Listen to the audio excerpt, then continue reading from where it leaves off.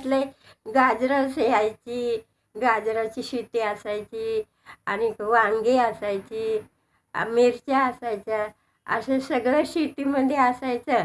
आणि मग मला आई पाठवायची, जा मिरच्या घेऊन ये आणि गाजरं थोडीशी घेऊन ये. थोडीशी घेऊन ये बोलली की मी टोपलं भरून उपटून आणायचे. का तर ते पाला बारकी गाईची पिल्लं असायची ना, ते पिल्लांना खायला द्यायला. आणि एक ससं बी असायचं घरात, ते पाला खायचे गाजराचा.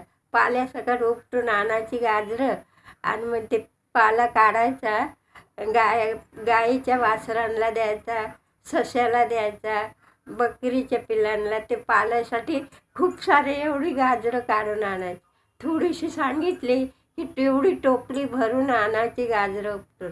थोड्याशा मिरच्या सांगितल्या की एवढ्या साऱ्या मिरच्या तोडून आणायच्या. असं माझं